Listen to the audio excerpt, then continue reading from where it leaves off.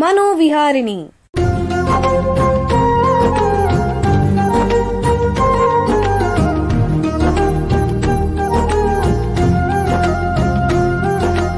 ಬೆಂಗಳೂರಿನ ನಿಮ್ಹಾನ್ಸ್ ವತಿಯಿಂದ ಮಾನಸಿಕ ಆರೋಗ್ಯ ಮತ್ತು ನರವಿಜ್ಞಾನ ಕುರಿತ ಪ್ರಾಯೋಜಿತ ಶಿಕ್ಷಣ ಮಾಲಿಕೆ.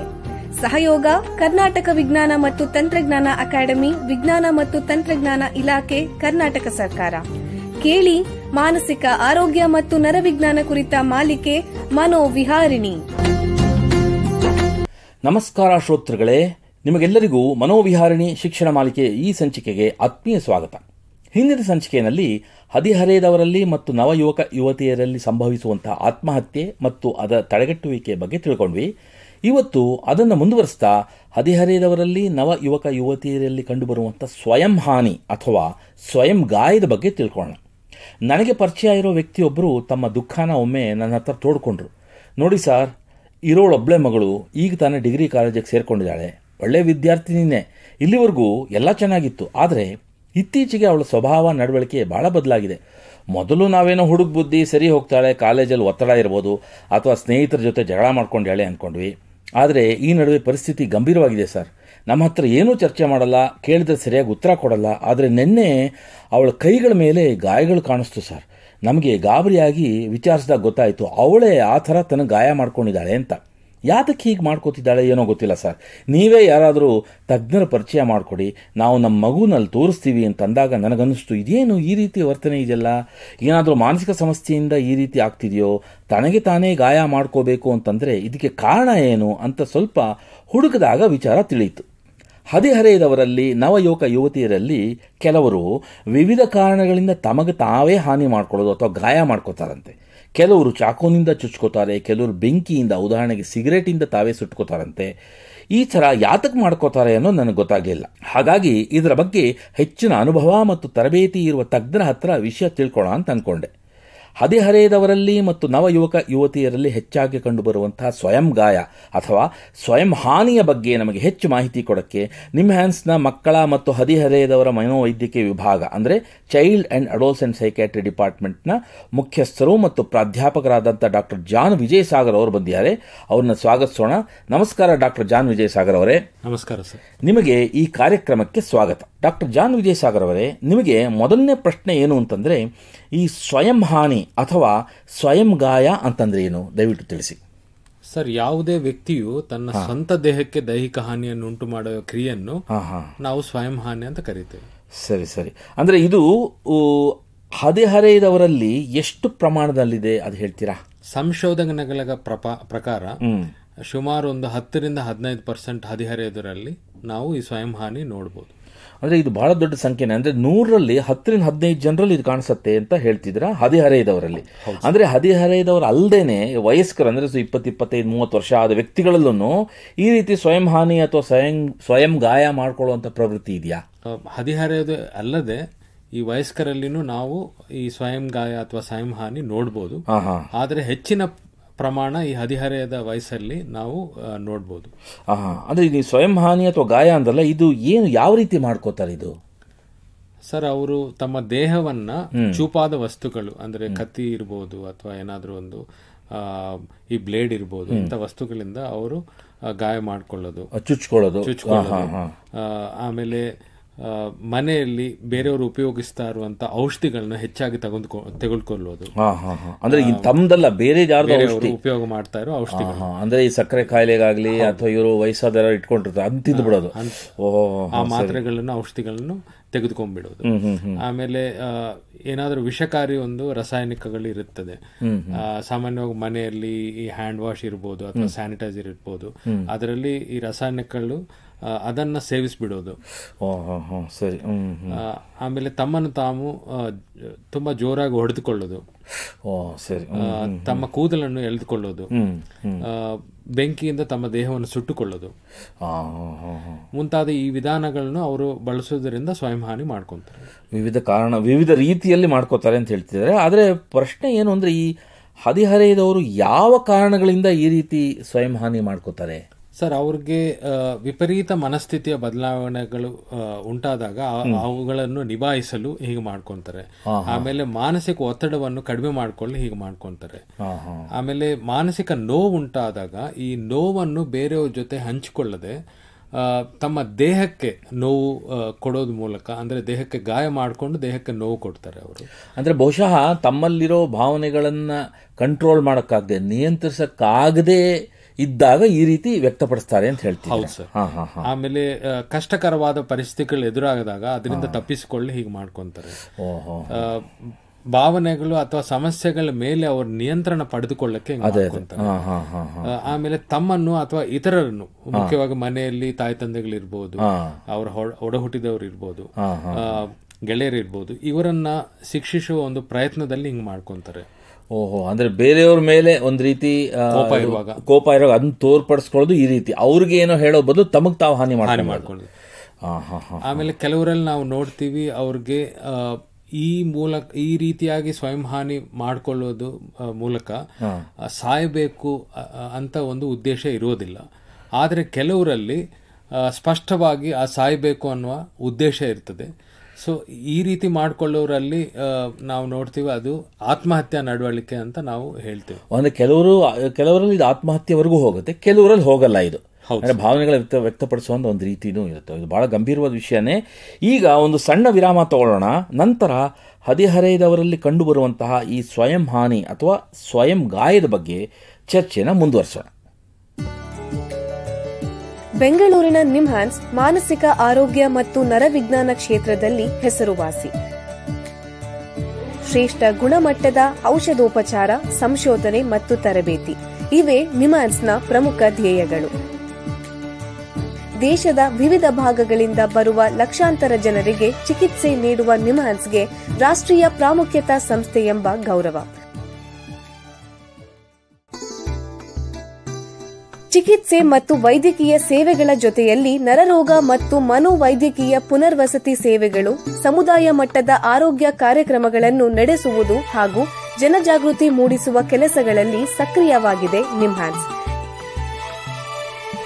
ಈ ನಿಟ್ಟಿನಲ್ಲಿ ಆಕಾಶವಾಣಿಯ ಶ್ರೋತೃಗಳಿಗೆ ನರಮಂಡಲ ಮತ್ತು ಮಾನಸಿಕ ಆರೋಗ್ಯದ ಬಗ್ಗೆ ಉಪಯುಕ್ತ ಮಾಹಿತಿ ನೀಡುವುದೇ ಕರ್ನಾಟಕ ವಿಜ್ಞಾನ ಮತ್ತು ತಂತ್ರಜ್ಞಾನ ಅಕಾಡೆಮಿಯ ಸಹಯೋಗದೊಂದಿಗೆ ಮೂಡಿಬರುತ್ತಿರುವ ಈ ಮನೋವಿಹಾರಿಣಿ ಶಿಕ್ಷಣ ಮಾಲಿಕೆಯ ಮೂಲ ಉದ್ದೇಶ.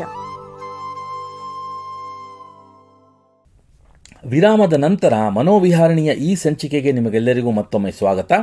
ವಿರಾಮಕ್ಕೆ ಮುಂಚೆ ಹದಿಹರೆಯದವರಲ್ಲಿ ನವಯುವಕ ಯುವತಿಯರಲ್ಲಿ ಕಂಡುಬರುವಂತಹ ಸ್ವಯಂ ಗಾಯ ಅಥವಾ ಸ್ವಯಂ ಹಾನಿಯ ಬಗ್ಗೆ ನಿಮ್ಹಾನ್ಸ್ನ ತಜ್ಞರಾದ ಡಾಕ್ಟರ್ ಜಾನ್ ವಿಜಯ್ ಸಾಗರ್ ಹತ್ರ ಮಾತಾಡ್ತಾ ಇದ್ವಿ. ಈಗ ಈ ಚರ್ಚೆನ ಮುಂದುವರಿಸೋಣ.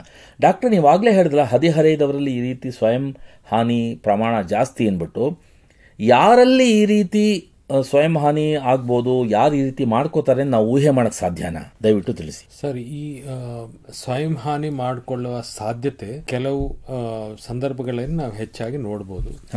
ಈ ಹದಿಹರೆಯದರಲ್ಲಿ ಹೆಚ್ಚಾಗಿ ಮಾನಸಿಕ ಒತ್ತಡ ಉಂಟಾಗುವಾಗ, ಆಮೇಲೆ ಅವ್ರಿಗೆ ದೀರ್ಘಕಾಲಿಕ ಈ ದೈಹಿಕ ಅಸ್ವಸ್ಥತೆಗಳೇನಾದ್ರು ಉಂಟಾಗುವಾಗ, ಆಮೇಲೆ ಕುಟುಂಬದಲ್ಲಿ ಅವ್ರಿಗೆ ತಾಯಿ ತಂದೆಗಳವ್ರನ್ನೇ ಆಮೇಲೆ ಅವರ ಒಡಹುಟ್ಟಿದವರ ಜೊತೆಯಲ್ಲಿ ಏನಾದರೂ ಸಂಘರ್ಷದ ಒಂದು ಸನ್ನಿವೇಶಗಳು ಉಂಟಾದಾಗ, ಮನೆಯಲ್ಲಿ ಗಲಾಟೆ ಜಗಳ ಆದಾಗ, ಸರಿ, ಆಮೇಲೆ ಅವ್ರಿಗೆ ಗೆಳೆಯರೊಂದಿಗೆ ಈ ರೀತಿಯ ಒಂದು ಸಂಘರ್ಷ ಆದಾಗ, ಜಗಳಗಳಾದಾಗ, ಆಮೇಲೆ ಅವ್ರಿಗೆ ಸ್ವಯಂ ಹಾನಿಯ ಕುಟುಂಬದ ಇತಿಹಾಸ, ಅಂದ್ರೆ ಮನೆಯಲ್ಲಿ ಯಾರಾದ್ರೂ ಈ ರೀತಿಯ ಹಾನಿ ಮಾಡಿಕೊಂಡು ಅದರಿಂದ ಪ್ರಭಾವಿತರಾಗಿ ಈ ತರ ಮಾಡಬಹುದಾ?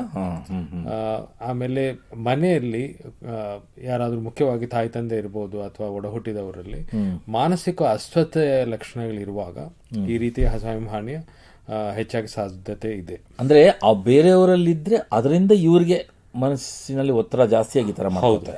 ಸರಿ ಸರಿ, ಅದೊಂದು. ಆಮೇಲೆ ನಾವು ಈ ಕಾರಣಗಳಿಂದ, ಅಂದ್ರೆ ಈ ಕುಟುಂಬದ ಇತಿಹಾಸ ನಾವೇನ್ ಹೇಳ್ತೀವಿ ಅಂದ್ರೆ ಫ್ಯಾಮಿಲಿ ಹಿಸ್ಟ್ರಿ ಅಂತ ಹೇಳ್ತೀವಿ, ಅದರಿಂದ ಅವ್ರಿಗೆ ಜೆನೆಟಿಕ್ ಫ್ಯಾಕ್ಟರ್ಸ್ ಅಂತ ಹೇಳ್ತೀವಿ, ಜನ್ಯುಪರವಾದ ಒಂದು ಅನುವಂಶಿಕವಾದಂತ ಈ ರಿಸ್ಕ್ ಫ್ಯಾಕ್ಟರ್ಸ್. ಸೊ ಅದರಿಂದ ಅವ್ರಿಗೆ ಹೆಚ್ಚಾಗಿ ಈ ಸ್ವಯಂ ಹಾನಿ ಕಂಡು ಬರಬಹುದು. ಸರಿ.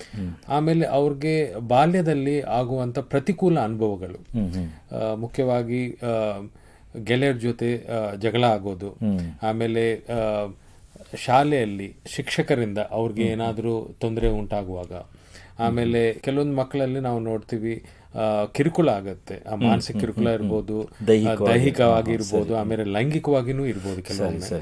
ಕೆಲವೊಂದು ಮನೆಗಳಲ್ಲಿ ಒಂದು ನಿರ್ಲಕ್ಷ್ಯದ ವಾತಾವರಣ ಇರುತ್ತೆ. ಮಕ್ಕಳು ಆಮೇಲೆ ಹದಿಹರೆಯದವರ ಕಡೆ ಅವ್ರ ಬಗ್ಗೆ ಏನು ಕಾಳಜಿ ತೋರಿಸೋದಿಲ್ಲ ದೊಡ್ಡವರು. ಆ ರೀತಿ ಒಂದು ನಿರ್ಲಕ್ಷ್ಯದ ವಾತಾವರಣ ಇರೋದ್ರಿಂದ ಒಂದೊಂದ್ಸತಿ ಹಠಾತ್ ಆಗಿ ಏನಾದ್ರು ಒಂದು ಪರಿಣಾಮ ಆಗ್ಬಿಡುತ್ತೆ. ಕುಟುಂಬದಲ್ಲಿ ಯಾರಾದರೂ ಹಠಾತ್ ಆಗಿ ಒಂದು ಆಕ್ಸಿಡೆಂಟ್ ಇರ್ಬೋದು, ಇಲ್ಲ ಏನಾದರೂ ಕಾಯಿಲೆಯಿಂದ ಅವ್ರು ತೀರ್ಕೊಳ್ಳೋದು. ಆಮೇಲೆ ತಾಯಿ ತಂದೆಗಳಲ್ಲಿ ಹಠಾತ್ ಆಗಿ ಏನಾದರೂ ಒಂದು ಕಾಯಿಲೆ ಗೊತ್ತಾಗೋದು, ಅವ್ರಿಗೆ ಏನಾದರೂ ಒಂದು ಸೀರಿಯಸ್ ಆಗಿ ಒಂದು ಕಾಯಿಲೆ ಗೊತ್ತಾಗೋದು, ಅವರು ಹಾಸ್ಪಿಟಲಲ್ಲಿ ಸೇರೋದು. ಇಂಥ ಒಂದು ಸನ್ನಿವೇಶಗಳಲ್ಲಿ ಇವ್ರಿಗೆ ತುಂಬಾ ಮಾನಸಿಕ ಒತ್ತಡ ಆಗ್ಬಿಡುತ್ತೆ. ಅದರಿಂದ ಈ ರೀತಿ ಸ್ವಯಂ ಹಾನಿ ಮಾಡ್ಕೊಳ್ಬಹುದು. ಅಂದ್ರೆ ಇಂಥವರಲ್ಲಿ ಈ ರೀತಿ ಆಗೋ ಸಾಧ್ಯತೆಗಳು ಹೆಚ್ಚು ನಾವು ಊಹಿಸಬಹುದು ಅಂತ ಹೇಳ್ತಿದ್ದೀರಾ? ಹೌದು ಸರ್. ಆಮೇಲೆ ಕೆಲವೊಂದು ಹದಿಹರೆಯದವರಲ್ಲಿ ನಾವು ನೋಡ್ತೀವಿ, ಅವರು ಮಾದಕ ವಸ್ತುಗಳ ಉಪಯೋಗ ಮಾಡ್ತಾರೆ. ಆಮೇಲೆ ಅವ್ರಿಗೇನೆ ಒಂದು ಮಾನಸಿಕ ಅಸ್ವಸ್ಥತೆ ಇರುತ್ತೆ. ಸೊ ಆ ಮಾನಸಿಕ ಅಸ್ವಸ್ಥತೆಗಳು ಮುಖ್ಯವಾಗಿ ನಾವು ಖಿನ್ನತೆ ಅಂತ ಹೇಳ್ತೀವಿ. ಆಮೇಲೆ ಈ ಆಂಗ್ಸೈಟಿ ಡಿಸಾರ್ಡರ್ಸ್ ಅಂತ ಹೇಳ್ತೀವಿ, ಆತಂಕದ ಮಾನಸಿಕ ಕಾಯಿಲೆಗಳಲ್ಲಿ ಹೆಚ್ಚಾಗಿ ಈ ಸ್ವಯಂ ಹಾನಿ ನೋಡ್ಬೋದು.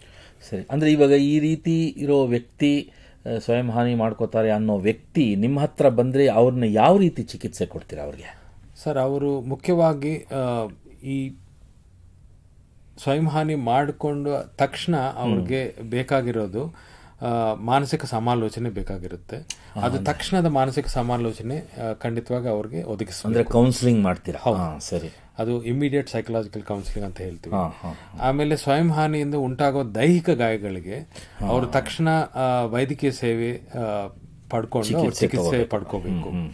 ಆಮೇಲೆ ಮಾನಸಿಕ ಅಸ್ವಸ್ಥತೆಗಳು ಇರುವ ಈ ಹದಿಹರೆಯದವರು ಆ ರೋಗ ಲಕ್ಷಣಗಳಿಗೆ ಮಾನಸಿಕ ಆರೋಗ್ಯ ವೃತ್ತಿಪರರಿಂದ, ಅಂದ್ರೆ ಈ ಸೈಕ್ಯಾಟ್ರಿಸ್ಟ್, ಸೈಕಾಲಜಿಸ್ಟ್ ಅಂತವರನ್ನ ಭೇಟಿ ಮಾಡಿ